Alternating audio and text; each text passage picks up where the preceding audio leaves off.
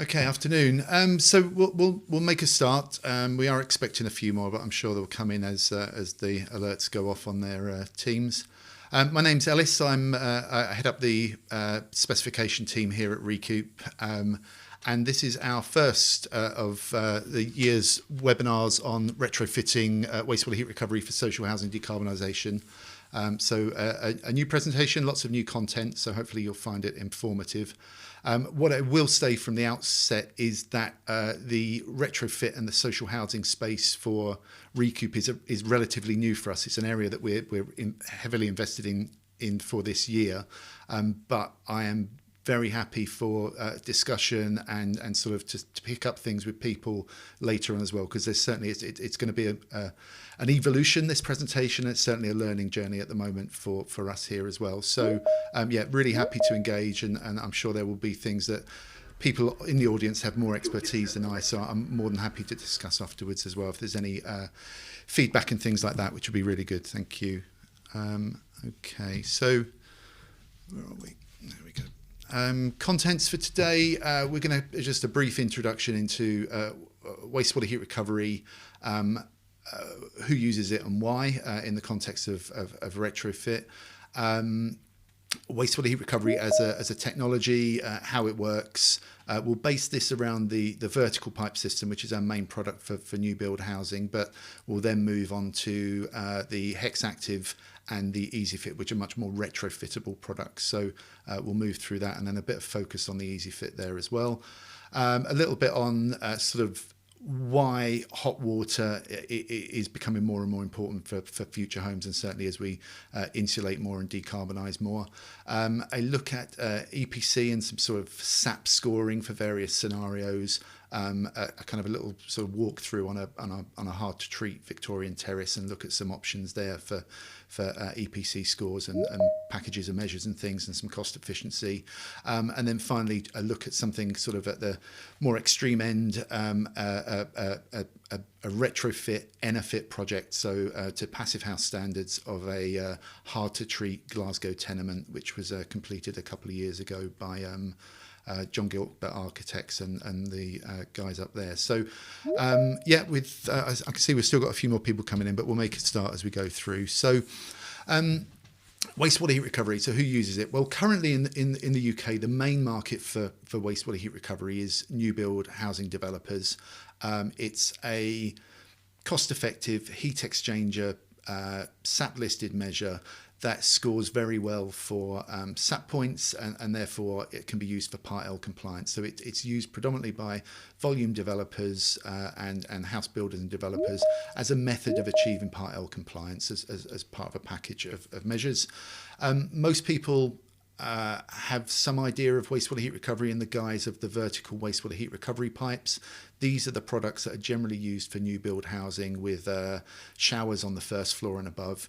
And because of that's really the more recognised technology, quite often it's not really seen as a product that can be retrofitted. However, with that being said, we have a range of products that can be retrofitted, so hopefully you'll see that by the end of this. But we certainly have products that are suitable for apartments, bungalows, passive house, as well as new build housing and non-residential as well. On the non-residential side, hotels and student accommodation, new build, and also retrofits are becoming, or refurbishments are becoming a bigger part of what we do. So lots more interest there, with changes in Part L that have come alongside the residential Part L as well. And then, as you might expect, sports and leisure facilities, anywhere where there's high shower traffic, is primed for wastewater heat recovery. And then the focus of today's presentation is on sort of housing stock upgrades and domestic retrofit. So how can wastewater heat recovery help decarbonise in these sort of scenarios? So hopefully by the end of the, I'll kind of give you the summary at the beginning. At the end of it, you'll hopefully see that wastewater heat recovery is a potentially low cost, low disruption measure for a retrofit. Can be rolled out with existing planned maintenance upgrades, bathroom upgrades, but also as part of funded schemes as well. That it can provide very cost-effective EPC points compared with other measures, and can also work for hard to treat homes where where sort of the big ticket items, external wall installation, that sort of thing, aren't always appropriate. So hopefully that will kind of be the outcome by the end of this. So why use wastewater heat recovery? Well, it's a simple heat exchanger technology. We essentially take the heat energy from outgoing shower wastewater, and we use that heat energy via a heat exchanger to preheat or to heat up the incoming cold water that then feeds either the cold side of the shower mixer or the hot water source, so combi boilers, cylinders, air source heat pumps, etc., to reduce the amount of energy that ultimately is required per shower use. So it's a very simple heat exchanger, and it's not a particularly difficult concept from an energy efficiency point of view. It offers significant energy and CO2 reductions for existing showers. So, as a retrofittable energy efficiency measure, can reduce hot water demand, can reduce CO2, and ideally will also reduce customers' heating bills as well, or their hot water bills. And as we'll try to demonstrate as we go through, simple, cost-effective EPC points. So a relatively simple retrofit option for EPC upgrades.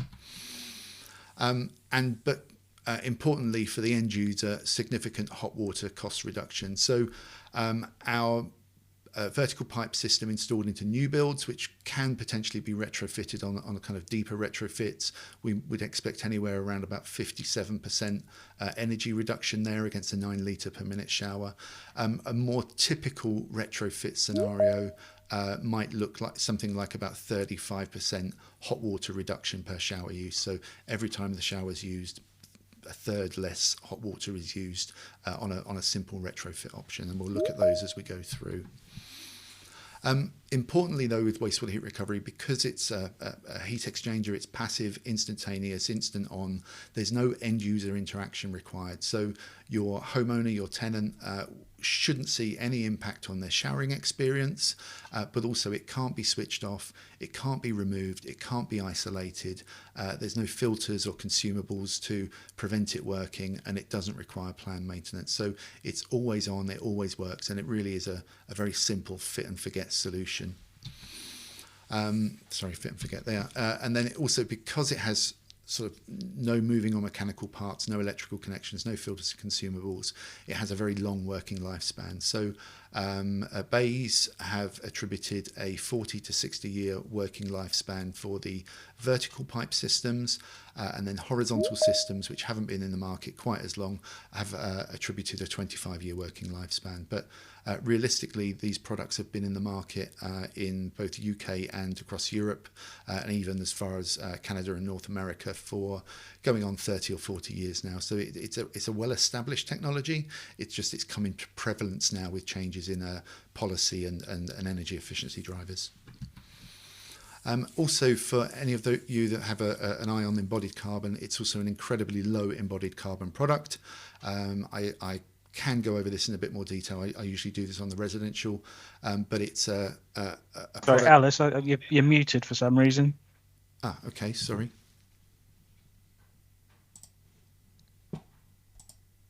Thank you. So low embodied carbon, highly recyclable product, highly recycled materials, predominantly made from copper, which is 100% recyclable, and our copper is 70% recycled at source. Our manufacturing is all on-site renewable energy, so incredibly low embodied carbon in our product. And then also importantly, certainly for social housing decarbonisation, it's eligible for funding. So as a SAP listed measure, it's eligible for social housing decarbonisation funding. As most people here will know, Wave 2.1 is closed. I think 2.2 is just closing this month, but also should be eligible for local authority delivery, so LAD schemes, and also SALEX funding as well. So if you're looking at big retrofit funding, then wastewater heat recovery should be eligible there. We can advise you on that, on specifics as well. But really importantly, there's lots and lots going on in terms of funding coming into this. And so with Wave 3 of the Social Housing Decarbonisation Fund been announced recently for coming into play for 2025, we would expect that now wastewater heat recovery will be well positioned to be part of those bids. But as I say, this is still a learning journey for us on our side. So if you're involved in this, we'd really like to look at that with you. So how does it work? Sorry, I should have mentioned at the start as well. My colleague Craig is sat in the background there. If you have questions and you want to put them in chat as we go along, Craig can answer those as we go. I will strategically stop at sort of the end of chapters and just check to see if there are any questions within the chat, whether I've missed anything as we go through. So feel free to ask questions as we go along, but also put those in the chat if you're more comfortable doing it that way. So how it works, we have a full range of products, as I said. Initially, we are going to focus on the vertical pipe system, which is essentially the new build product. But then we'll look at how that can be adapted with the pipe hex active upgrade, the pumped upgrade kit, and then also onto the Easy Fit, which is probably a much more simple concept in terms of retrofitting into social housing. So we'll look at these three products as we go through. But initially, just going to look at an animation here, just looking at how wastewater heat recovery works. Important to say at the outset, currently from a compliance point of view, so SAP points, EPC points, wastewater heat recovery is required to work with a TMV shower, so a mixer shower valve. It can't, or it isn't recognised with electric showers. So if you've got off-the-wall electric showers, it currently won't work from an EPC or SAP point of view. And there are potentially issues with some showers for thermal cut-offs and things. So currently we don't recommend for use with electric showers. However, there is work going on in the background, lobbying with BEIS and work with our sister company Myra on looking at options for wastewater heat recovery with for instance, thermostatic electric showers such as sort of the Myra Advance and things. So if you're using those, there should be options going forward. So don't dismiss it at this point because it's a thermostatic mixer shower technology. Electric shower compatibility will be coming in the future. So how does it work? Normally when you shower with a thermostatic mixer, your mixer will give you a comfortable or a desired temperature around about 41 degrees coming out the shower head, a fixed flow, and the ratio of hot to cold will be adjusted in the background by the TMV automatically, depending on whether the temperatures of the incoming hot water and the cold water change. So normally incoming hot water about 55 degrees will form about 70% of the mix, and cold water coming in at about 10 or 12 degrees will form about 30% of the mix, and that will give that comfortable sort of 40 odd degrees. Of that 41 degrees coming out the shower head, about 85% of that heat energy will normally go down the drain and be lost out of the building. So there's a lot of energy loss in showering. And this is where our heat exchanger comes in. So as you can see here, the heat exchanger pipe is connected on the outgoing waste side. So that warm waste falls through under gravity. So it just falls into the unit and then goes through the unit on one side of the exchanger and off to the SVP as normal. So we're not harvesting the grey water. We're just interested in the energy. At the same time, when the shower's switched on and warm water goes down the drain, cold water main is drawn through the system under pressure, under mains pressure on the outside of the exchanger, and that is preheated. So incoming cold water feed at about 10 or 12 degrees will typically be heated up to about 25 to 28 degrees. So it's a big free issue temperature uplift that you're getting. Sorry, I'll move on a slide there so we don't go too far. That's the basics of wastewater heat recovery for all wastewater heat recovery products, instantaneous products in the market at the moment. Then we have 3 recognised installation methods for your SAP or EPC scores. So they're all to do with where we then send this preheated water. So system A, which we're showing here, is the most efficient method of installation, and quite simply we're sending that preheated water to the cold side of the shower mixer and back to the hot water source. So this is normally what we would expect on a primary shower in a new build. Not necessarily the ideal for retrofit, but bear with me.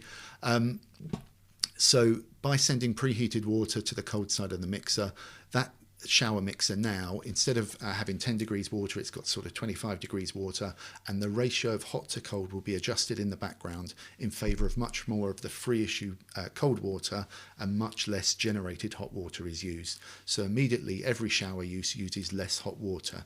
And then also by sending that preheat to the hot water source, this could be a combi boiler, a cylinder, air source heat pump, microwave boiler, whatever heat source you're using, wastewater heat recovery will work with it generally, as long as it can accept a preheated cold feed.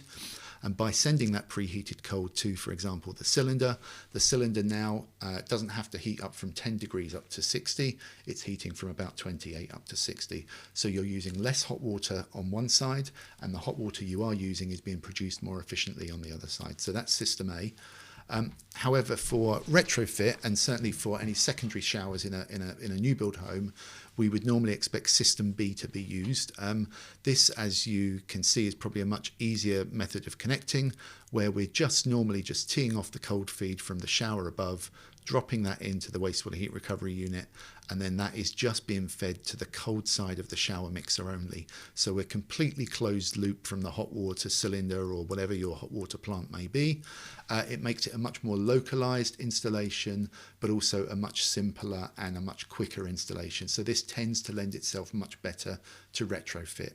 Now, this is the least efficient method of installation, although I'll show you that how that looks and frames in a moment, but it is a much simpler and much quicker method of installation. So by simply sending preheated water to the cold side of the mixer, we are now just using much less hot water per shower. So that's the principle there, and that really is probably the key one from a retrofit point of view. But just for completeness, this is showing this with our underbath system. So if you were retrofitting, for instance, to an existing thermostatic mixer shower over bath, we'd probably look at the Easy Fit being used, and then this is a very simple installation, as you can imagine.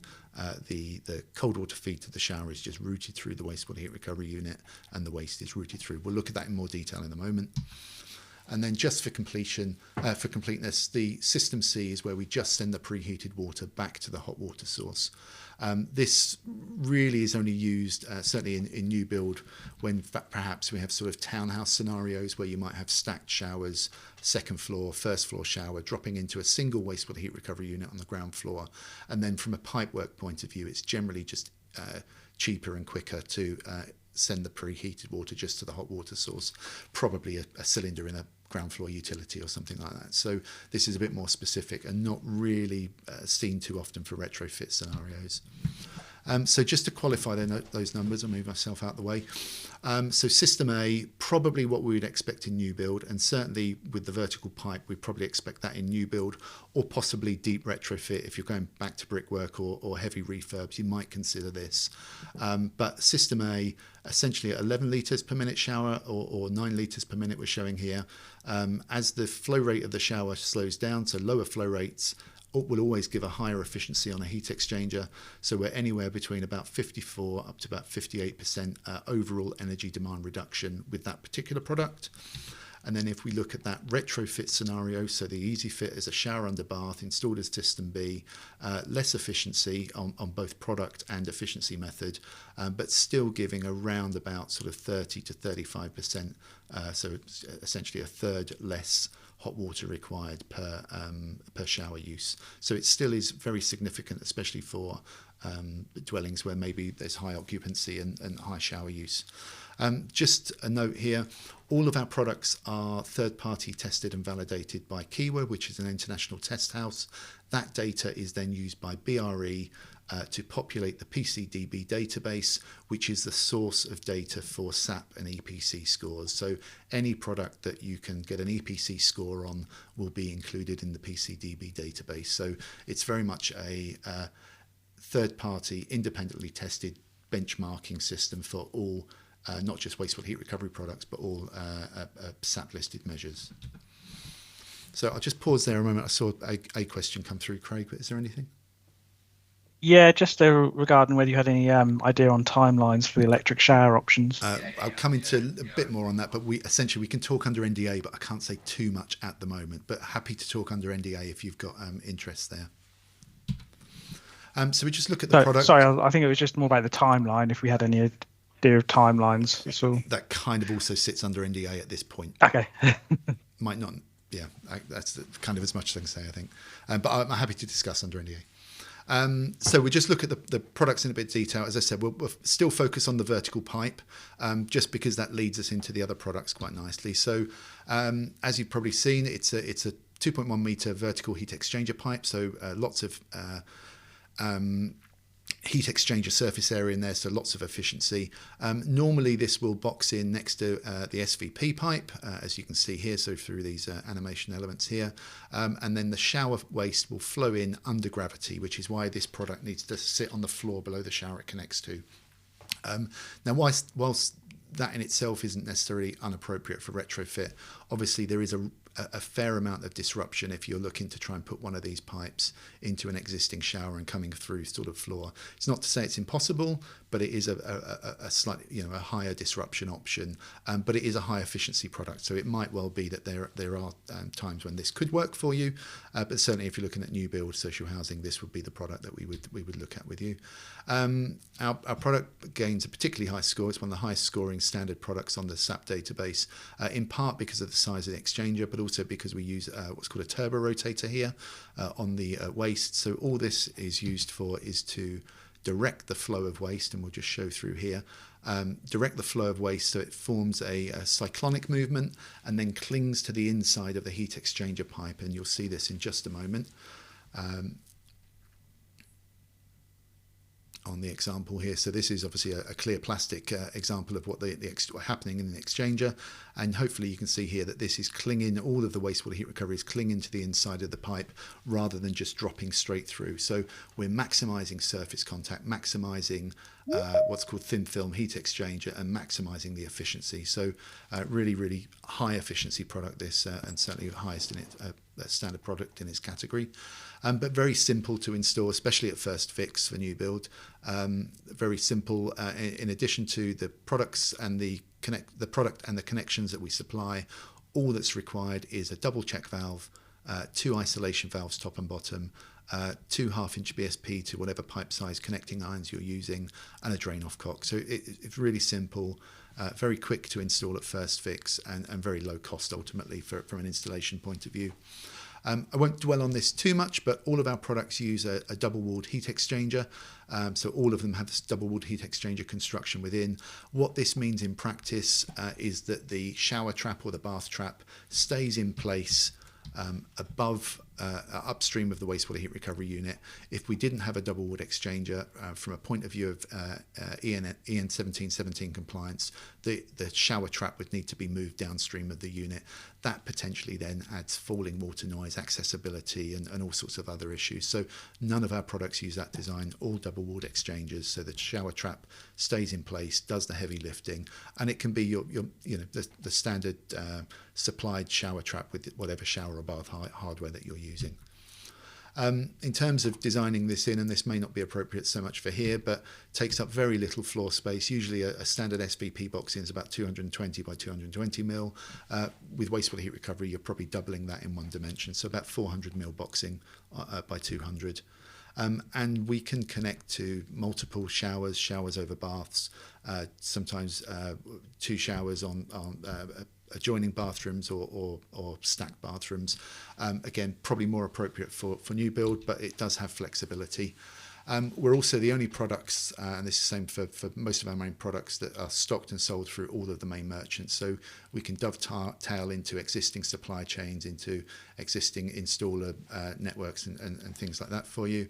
And a relatively low cost product, certainly from a contract supported sort of volume house builder pricing, with anywhere between sort of 380 and 450 would generally be what's seen.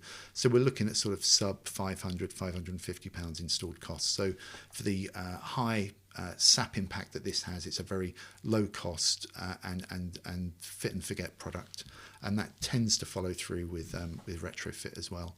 And then just finally, as well as the full size pipe, if you are looking at this from a retrofit point of view, we do also have a reduced size pipe. So where this is designed to fit into a full ceiling height of 2.4 meters, the reduced size height has a installed height of 2 meters. So it can allow for a bit more manoeuvrability in sort of tight spots and things. Slightly less efficient, but for this sort of where it's aimed at, it still has a very high efficiency compared to lots of other products. I kind of won't dwell on this too much, but installation time generally for first fix around 1 to 2 hours. Retrofit, obviously it depends on the level of retrofit you're going to, so I can't really comment there at this point. Basic plumbing materials, tools and knowledge, so your average plumbers will be very au fait with this, and certainly no specialist training or commissioning required, no MCS accreditation or anything along those lines. Obviously, from a social housing decarbonisation fund point of view, past 2035 installation would be required there. So there are elements that this would have to come under to comply for social housing funding. But again, we're happy to sort of look at that with you. No planned maintenance, just the same simple routine cleaning that you would do with or without wastewater heat recovery for your showers. So the same drain cleaners, the same sort of cleaning routine and things like that. And very importantly, no behavioural changes, no end user interaction. And realistically, your end user probably won't know that wastewater heat recovery is even there. There's very little outwards experience that it's there other than the energy savings. So that's the... Sorry. That's the vertical pipe. As I said, it is mainly aimed at new build, but it does lead us in then to talking about the Pipe X Active, which is this product here, and I'll just lose the sound. So the Pipe X Active is essentially an upgrade kit, a pumped upgrade kit, designed to allow and leverage that high efficiency that we get off the vertical pipe to be used for showers on the same level. So primarily designed with apartments in mind, so new build apartments, but equally this is a product that can be used from a retrofit point of view, certainly in terms of perhaps planned maintenance, bathroom upgrades, or bathroom adaptations and more extensive works, in fairness. So I thought I'd just run through this just so you can kind of get an idea of the flexibility with the pump system and what that offers us, but also just to kind of show some key points of how it works. So I'll move this on actually just to show there. So the Hex Active, and this will work with either the full size pipe or the RD pipe. So we're showing it here with the RD. As I said, is designed to work on the same floor as the shower it connects to. So if you've got DDA bathrooms, if you've got adaptations that are going through, this could potentially be an option where you can box the pipe in behind the shower void, and then the pump can be installed. It does need to be accessible, the pump, because obviously it's a mechanical and electrical connected element. So there are some servicing requirements with this. So, but it can be installed relatively flexibly, so that for instance, the pipe can be installed and be planned maintenance free behind the shower void, and then the pump can feed into that. So just to kind of give you an idea of how that will work. So normally it will work, the warm shower waste flows into the pump. This is a Saniflow flat pump, so we've teamed up with Saniflow for this product. Saniflow have been in the grey water lifting business in the UK for a long time, so great pedigree, great servicing, great on-the-road network of service engineers as well. So the warm waste will flow into the unit. It then has an activation point, so very quickly this will fill up, and then that will activate, and then at high velocity pump up into what we call the turbo buffer up here. So this is essentially that turbo rotator design, but with a buffer cylinder built in.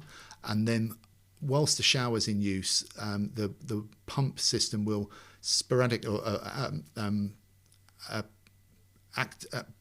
periodically pump up at high volume to maintain the buffer volume, and so that essentially is now falling through under gravity. So it's working in exactly the same way as it would if it was a shower above, but it's just having the lift pump doing the work of getting that grey water up to the top here. So this is a product that was introduced towards the end of last year, and we're starting to see quite a lot of traction with this, but potentially a product that could be used for retrofitting, and certainly, as I said, more extensive works, but it is an option that could be used. So I thought I'd bring that one and show you that today. But I think the real focus of the day at the moment is the EasyFit. So the EasyFit is a product that was designed primarily to fit directly under a bath and connect to a thermostatic mixer shower over. So it's a product that's lent itself very well to existing homes, to retrofitting. As you can see, the unit will locate in that unused void space underneath the bath. So realistically, bath panel can just come straight off. All the connections and everything can be made, and the unit just locates under there and doesn't take up any sort of additional floor space or anything. Now, by their nature, horizontal systems aren't as efficient as vertical, which is why we'll always try and look at or at least consider the vertical systems for scenarios first. But this is around about 2/3 the efficiency of that vertical pipe system, so still significant. And can be also installed under suitably sized riser trays as well. So again, if you're doing extensive bathroom upgrades and things, it could well be that the EasyFit could be an option if you're putting in shower riser trays as well. And again, this is essentially a quick win, cost-effective solution for essentially installing alongside existing upgrades, but then with the view that you can gain EPC points at a later date. So it can be installed, and then under the next EPC modelling, it would then obviously be there to score EPC points. So it's kind of a double hit. You're reducing tenants' bills, but you're also setting up for an EPC score increase as well later on. Works in the same sort of principle as the vertical system. Warm waste drops in through one side of the unit. In this case, it actually fills out on the bottom of the case and then flows off to the SVP as normal. That heat energy then is transferred into the cold water. In this case, we have a flat serpentine heat exchanger that runs the entire length of the unit and then comes out preheated. And then from there, system A, system B, system C, as we've seen previously, probably a system B if it's a retrofit. This unit is designed, in fact, I'll move on to the video, which probably shows it a bit more, but it is designed to be flexible. So depending on where your soil waste is compared to the relative to the bath waste, you can either run the bath waste along and on the opposite way. It has adjustable legs, so that gives flexibility in design and installation. But I will just move on. I've got a video here, which actually I need sound, so if you just excuse me, we will share that one there. It is recommended that the Recoup EasyFit Plus remains in the box until it is ready to locate under the bath or shower tray. The mains water connections can easily be made while it is secure and less likely to be damaged. The legs should be adjusted to create between a 30 and 40 mm fall across the length, and for the unit to be level across the width. The mains water connections of the EasyFit Plus are brass 1/2-inch male BSP threads. They are soldered to the copper double wall heat exchanger, which enters the casing of the EasyFit Plus through rubber grommets.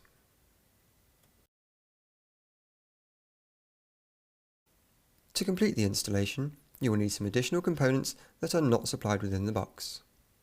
2 full flow shut-off valves, a double check valve, a drain-off valve, and 2 1/2-inch female line BSP threaded connectors.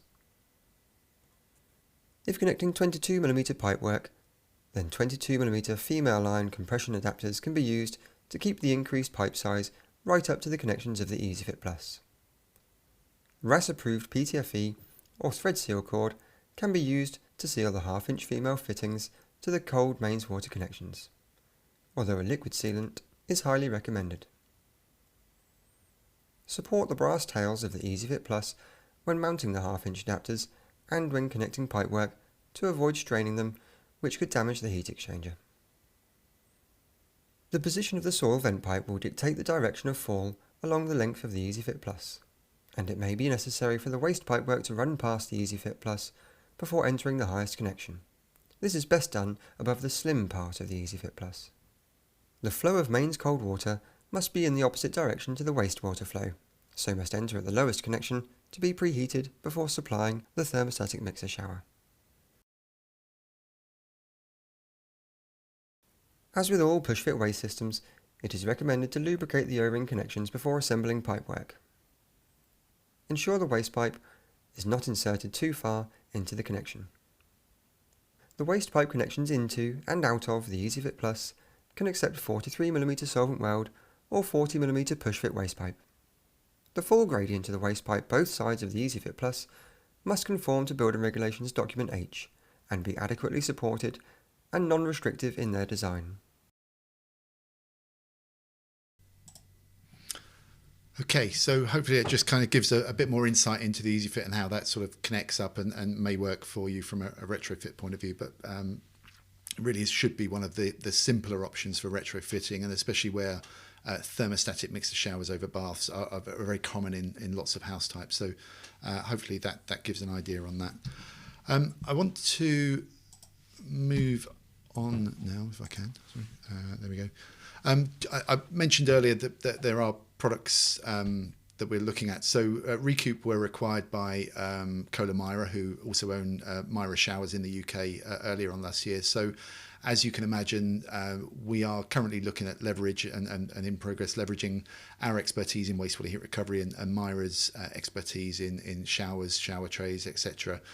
So that you really can expect lots of product development this year that's really is focused on the social housing decarbonisation space. So it really is an area that we are very heavily investing in, but also looking to really have impact in as well. So as I said, I can't talk too much about the products that are coming through at this point. However, we're more than happy to talk under NDA if there are sort of people that are interested from a point of view of future developments and things. So feel free to come back to us on that. But yeah, that's where we are. So I just want to now look at, so that's probably as deep as we'll go on the products and things. Hopefully that's giving you a good sort of overview on that. I just want to look at sort of why wastewater heat recovery is being seen as more important now, and realistically what we've sort of seen in terms of trends and where policy and direction is going. So historically, and probably this would apply to a lot of existing housing stock, space heating has always been the biggest energy user in the home. So the biggest part of energy demand on space heating, typically because UK homes have been leaky and poorly insulated, etc., etc. Hot water demand or hot water production has been a much lesser part of that, and therefore not really looked at or considered as quite as seriously, which makes perfect sense. The big ticket is to reduce or increase fabric efficiency, reduce space heating demand, and that's what we're seeing on most retrofit sort of scenarios, and certainly in the direction of travel for new build. However, from the point of view of hot water production, showering tends to be about 50% of that. It's certainly in most homes, and in apartments and flatted developments it can be up to sort of 70 or 80% of the generated hot water usage in a home. So that really makes showering the second biggest hot water energy user in most homes. So it really is something that needs to be considered going forwards. As I mentioned earlier, about 85 to 90% of that heat energy from the shower goes down the drain and leaves the building. So there's lots of thermal losses from the building where showering is concerned. It's just a function of showering. So when we sort of start looking at that in terms of what does that mean from a wasted energy point of view, if we take all those numbers, sort of 23% hot water use, half of that going towards showering in a house, and then 85% going down the drain, that's potentially around about 10% of that home's energy budget that could be going down the drain as wasted energy. And now, as space heating demand is getting lesser and lesser, hot water demand relatively is getting bigger and bigger. So we're looking here at something based on a sort of a current regulation, so an EPC C, EPC B home, where space heating demand is getting less. But by contrast, relative to that, hot water is getting a bigger proportion of that home's energy budget, even though we wouldn't expect a homeowner's showering habits to change because they live in a more efficient home, but it's a relative proportion is getting bigger, and that's why sort of this amount of wasted energy now should be considered more seriously in sort of retrofit schemes, and certainly is being considered much more in new build as well. So I just want to kind of really dive into that in terms of, I think heat energy losses from wastewater probably not the first thing that you think of when you think about retrofitting homes, but hopefully it's something that sort of at the end of this you'll see is really quite important. And the other thing with sort of the big ticket items in terms of insulation, in terms of glazing upgrades, sort of double glazing, triple glazing, etc., there is a law of diminishing returns that comes into play. So, for instance, you can upgrade from single glazing to double glazing to enhanced double glazing and keep getting returns, but there will be a point when, for instance, triple glazing starts coming into play, and from an energy efficiency point of view, the extra gain that you're getting there isn't necessarily reflected in the extra cost for doing it. That can be said the same for sort of increased depth in loft insulation, etc., etc. There comes a point when it's not worth putting more in. And also from a hot water demand reduction point of view, so reducing the amount of energy demand on hot water, which is exactly what wastewater heat recovery does. It sits in this minimise energy demand, and you should always be considering reducing demand before efficiency, because obviously the energy we don't use is always the most efficient element, rather than efficiency and increasing efficiency on generation and things. So I think that's something really to sort of focus on. And then just to really sort of bring that into focus from a kind of more passive house environment, I don't think you'll be able to see these numbers too well.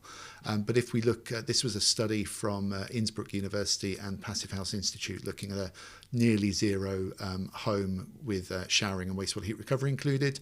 And what they looked at was, without wastewater heat recovery, that energy loss, that thermal energy loss through the drains, just through showering, was more than they were getting from an energy loss thermally through the walls from a space heating point of view. So you can see, as we start getting more and more energy efficient in terms of fabric and air tightness, this loss of heat through the drains really is much, much more important. So this kind of takes it to that extreme degree there.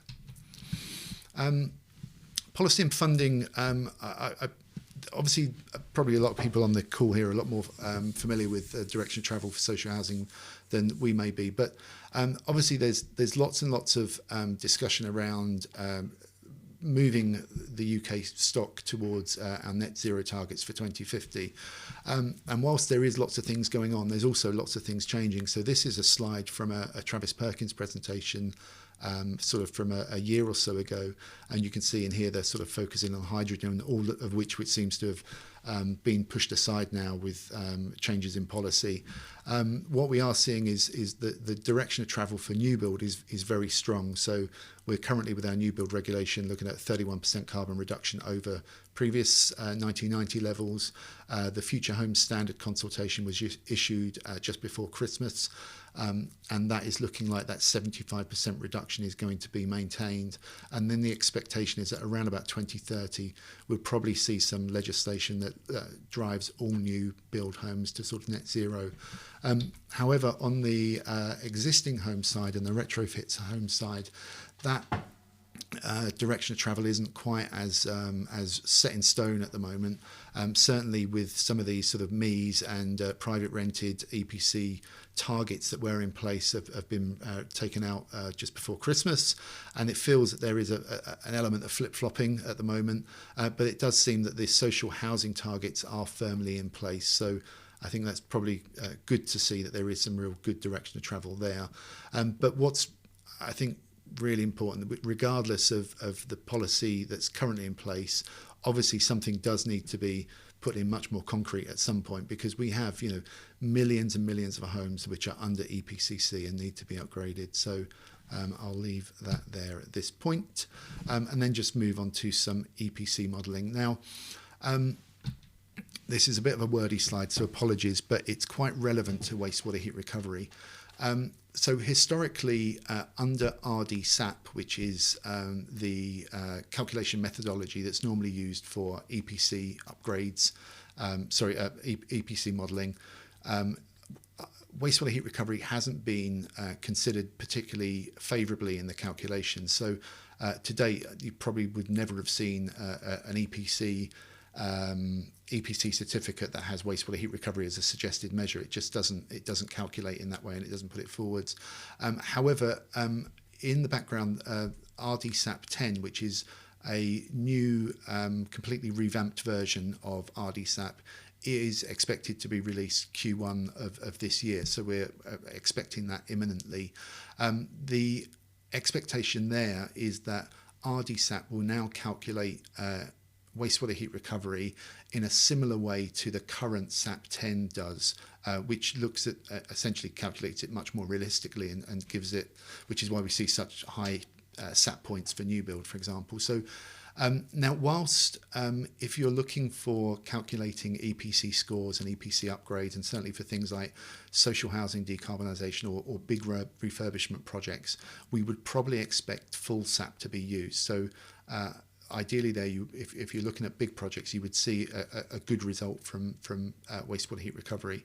Although I still would say I think most of those in the space in social housing currently don't really associate wastewater heat recovery as a retrofit product and a product that will give low-cost EPC points. So this is kind of our message at the moment, is to try and turn that around and get us front and centre from a retrofit point of view, or certainly from a mindset. So where we are at the moment, I've got some run-throughs of looking at different modelling examples that Craig, who's our EPC assessor or SAP assessor in training, has worked through under full SAP. But the expectation is, and certainly the information that we're getting from SAP assessors, is that this will also follow through to RDSAP in the coming months. So hopefully it gives a kind of an overview of what you might expect from wastewater heat recovery for certain scenarios. So we'll just kind of go straight into those scenarios if it's okay. Sorry, Craig, I haven't paused for questions. Are we all right where we are at the moment? We had a couple of questions regarding the pump on the active. If that was to fail, what would happen? Was one question. Yep. Yeah, it's a good question. I mean, as it stands, a failure of the pump would stop the unit working. There are options where it can have a bypass on the waste designed in. It's not something that we have in our instruction manual, but that can be worked. There are also options for cut-out flow switches that work with the units as well. So there are options there for sort of safety elements to be put in with it as well. And then just a question around pressure testing requirements. Okay, I guess you've answered that in the chat. That's fine. Yeah. Okay, then. So just to look then, so this is just looking at a sort of both a modern construction, 2 or 3 bed, 73 metre squared home, and also a 70s and 80s construction of the same thing. And so we looked at these with gas boilers and also then with electric as standard. And as you can see, we're looking here both with the EasyFit as a System B, so a retrofit EasyFit, and a System A HEX, so how we might expect that to be installed, sort of full efficiency and sort of a typical retrofit efficiency, if you like, both with PV and then no PV and 5 kilowatts of PV. And as you can see, generally with a gas boiler, we're looking sort of 1 to 2 points in most cases. And then with against electric generated, so this would be direct electric generated hot water, anywhere between sort of 3 and 4 points on this scenario, and that follows also for the older construction as well. I will say that we are able to model using SAP assumptions or project assumptions to give much more granularity if you are looking at wastewater heat recovery for projects and want ROI calculations and things like that. So I won't dwell on this too much because there's lots and lots of data here, but you know, we can give sort of daily and annual kilowatt savings. We can give overall energy efficiency. We can look at cost savings against different fuel types, ROI savings, carbon savings and lifetime carbon savings as well. So all of this can feed into bigger projects and things like that if you're looking at big retrofit projects. But yeah, regardless of that, also looking here as a couple of a 3-4 bedroom sort of a larger home, and then also a masonette construction as well. So generally, again here, sort of 1 or so SAP points on the no PV version. This one, Craig, I think this was just under a 1, wasn't it? Which is why it's got it showing as a moving from a good to very good, but no actual SAP point. Is that right? Yeah, that's correct. So it moved you up a rating, so from good to very good, but you didn't actually get a point as such for it. Yeah. So You might argue that, you know, on larger houses, you start moving out of the sweet spot for retrofit wastewater heat recovery, but it still will have impact for homeowners, obviously. This is more to do with the way that the calculation is put in place. And again, at the moment, occupancy, shower use, etc., hot water use, it's all calculated on floor space, which is a little bit problematic, really, because you can imagine most occupancy is probably more to do with bedrooms, and the current EPC modelling doesn't really look at bedrooms, although saying that EPC assessors can specify occupants within their calculations, so these can potentially change. And then we just look at this one, which is a masonette, and again, on this one we've got an air source heat pump just to show the sort of difference there. So air source generally is sitting in between these sort of gas and electric calculations, so anywhere again between sort of 1 and 2 or 1 and 4 for the various options there, and then slightly higher generally, slightly higher on this one with PV.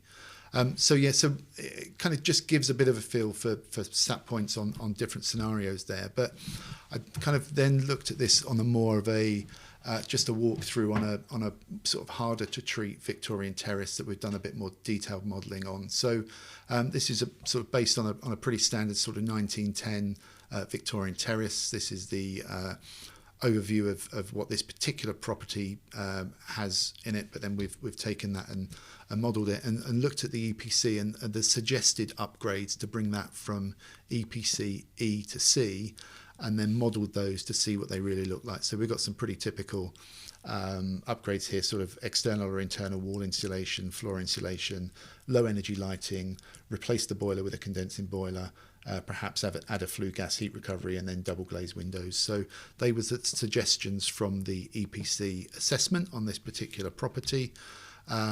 Craig's then taken the assumptions for that property type, and then we've modelled with both a pipe hex as system A to give that sort of maximum impact, and the easy fit under the bath as system B to give a more typical retrofit scenario for the thermostatic mixer shower over bath that was in this property.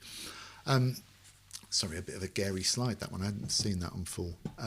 So we looked then at modelling those individual measures separately initially and looking at SAP impact.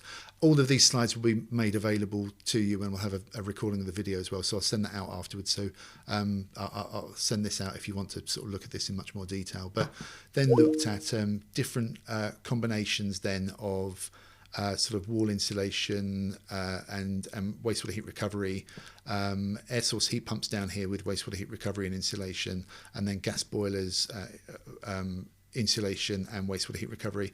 And you can see here certainly from the way that current EPC and SAPs are modelling, is that the most cost effective, the highest scoring option is insulation with condensing boiler and wastewater heat recovery here, bringing us up into the C range at a relatively low cost. These costs are just taken from the EPC with us adding in some sort of ballpark budgetary installation costs inclusive of VAT up here as well.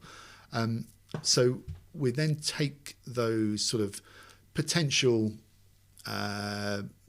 packages of measures that you might be using to upgrade a hard to treat home such as this with wastewater heat recovery, and then looked at this in terms of a cost efficiency. So looking at essentially the installed cost per SAP point or EPC point gained.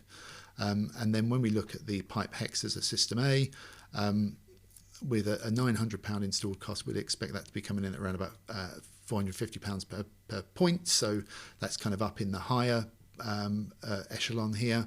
And then the easy fit sits quite comfortably in the middle, certainly above things like solar water, essentially over PV in this case as well, on a 5 kilowatt PV. Now, interestingly, air source really doesn't perform particularly well under current SAP, and this appears to be part of what the delay is in in publishing the RDSAP is that they're looking at ways to change the electricity and energy costs in the background, so that air source heat pumps are looked at a bit more favourably, a bit more realistically. So whilst this currently looks at as though it's a relatively low performing option, it should perform better in RDSAP in the future. So again, with wastewater heat recovery, that could well be a very solid option as well. So I'll leave that there. Obviously, there's lots of data there, so it's more that there as a discussion point, and hopefully, sort of, if you take a look at that, I would be really interested in, and I'm sure Craig would as well, having some discussions around that modelling that we've done. And then finally, just want to come on to a case study. How are we for time? Just about there. This is Nidri Road, which is a Glasgow 8-flat tenement, which are notoriously hard to treat homes, but form probably one of the biggest proportion of homes, certainly in Scotland and Glasgow and Edinburgh. They're very much a kind of classic brownstone look. So this is a very deep retrofit to passive house levels of an existing tenement. So we can see here what it sort of looked like pre-work in 2020, and now what it looks like with its nice new cladding on the outside.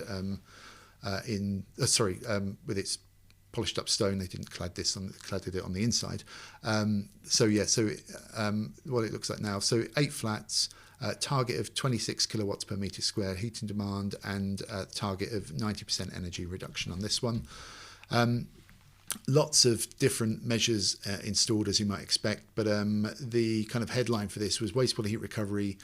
This was the Easy Fit installed as System A, because each individual dwelling or flat either had a gas boiler. There were 4 gas boilers installed, or an air source heat pump. There were 4 air source heat pumps installed. So that gave them the option to use System A as that more efficient method of installation, but it was the Easy Fit, the underbath system, that they used. And again, the sort of highlights here, these are just a floor plan of both flats showing the Easy Fit going in. And essentially, they are calculating around a 40% calculated energy reduction. This has ongoing monitoring, as you might expect. So there's been an initial phase 1 report from the university here. The wastewater heat recovery and hot water side is all going to be coming out in the phase 2 report, as far as we understand. So it'll be really interesting to see how the performance is measuring up to the calculated on this one. This is quite a prevalent case study, was featured at COP26. So won a couple of awards, but what I've just left this in here with a link here to the COP26 website. There's actually a virtual tour through the whole tenement as it was being developed. So if you have some interest there, it's a really nice use of virtual reality on this one. So I'll leave that there for you. And just to finish up then, so thanks very much, everybody. Sorry, we're coming right up to the end here, but hopefully we'll have a bit of time for questions. I just wanted to say I will follow up with an email to everybody on the call. It will have the video recording of the presentation, the slides that we've used, a link to our knowledge base, but also a link for a CPD certificate as well. The CPD certificate, for every CPD certificate we issue, we also issue as part of our sustainability drive either some trees donated in your name or some UK habitat upgrade in your name as well. So please do click through onto that. You'll come onto a landing page with all of that information. And then finally, I will stop talking just to see if there are any questions or discussion points. Thanks very much, everybody.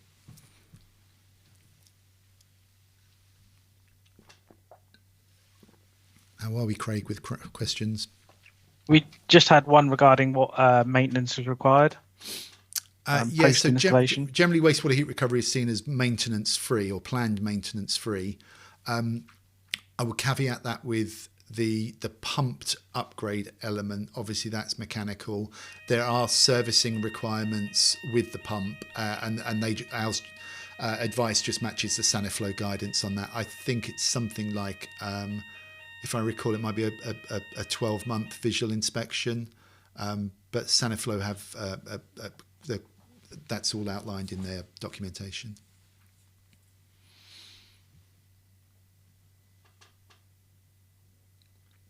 It's a little unfortunate we can't talk about the new products that are coming through, because they really are very retrofit focused, but going to be quite exciting. So it might be worth checking back maybe onto a CPD in a couple of months' time to see how we're progressing with that. Okay, look, I will stay on for a few more minutes just to see if anybody does have any questions or wants to come through to us in the chat. I do also have a few other case studies loaded up in the background for residential, for hotels, for non-residential scenarios, gyms and things like that. So if you've got any interest there, I'm more than happy to talk at that. Yes, central leg. It's a good question. I will. What I'll do, I'll pop a link to a video that James has made looking at the central leg. Essentially, yes, most baths do have a central leg that can either be removed and braced with some kind of timber framework, or there we can also link to a set of standalone legs that can be used to bridge across there. So generally, if it's a middle leg, that is then bridged. I don't know if I've got the cameras on to show our demo unit here. Hold on one moment, I'll switch the camera and I can show you if you want to stay on.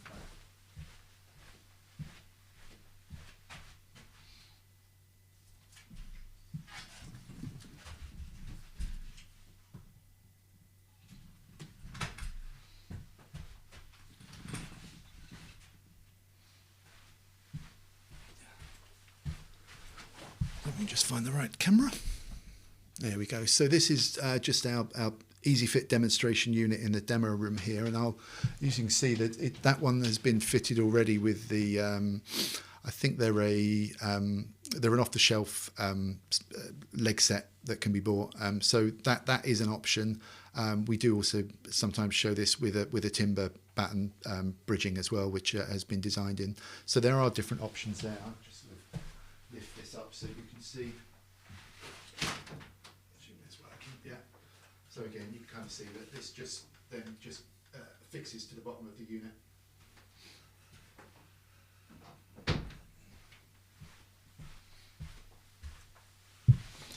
But we do cover that off in some other videos, so I can send a link in the email that I'll send off, just so you've got some links to that.